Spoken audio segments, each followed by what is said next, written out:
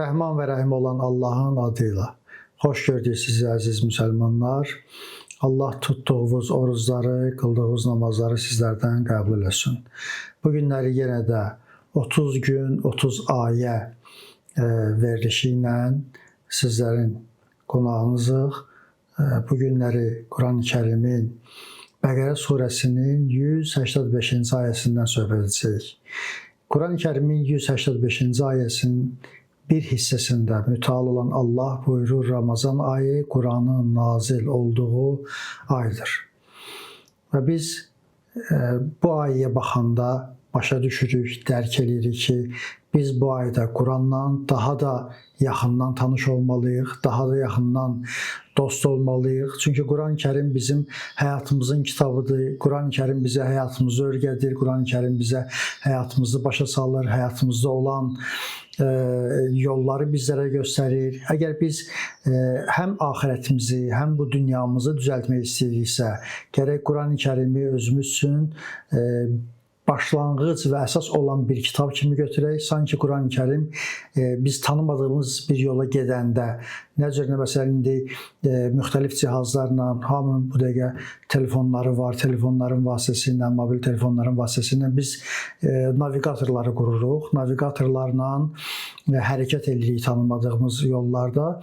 Quran-Kərim də bu cür bir kitabdır ki, Quran-Kərim insanlara hidayət üçün göndərilib və hidayətin yolları orada göstərilib və insanlara nə cür əbədi saadətə qovuşmaq üçün, əbədi saadətə tərəf hərəkət etmək üçün hansı yollardan istifadə etməli olduqlarını göstərir və başa salır. Odur ki, biz Quran-Kərimlə dost olaq, Quran-Kərimi bu ayda çoxlu tilavət eləyək və hədislərimizdə də çox təkid olunub, məxsusən bu aylarda Quran-Kərimlə dostlaşmağımızı. Çünki hədislərimizdə də var, baxın, hədislərimizdə var ki, Həzrəti Rəsulullah sallallahu aleyhi və səlləm buyurur, hər bir şeyin bir baharı var, Ramazan mübarək də Quran-Kərimin baharıdır. Yəni, bahar fəslində nə cür ki, hər bir şey təzədən canlanar, dirilər. Quran-Kərim də Ramazan mübarəkdə nazil olub və insanlar bu Quran-Kərimi oxuduqca insanlar daha da təmizlənirlər, paklanırlar və hər ayələr də bu cür nədir? Hədislər də bizə yenidən bunu deyir ki, insan Quran-Kərimi oxumaqla, tilavət etməklə bu ayda qəlbinin sanki hissini, pasını söküb dağıtmış olaq.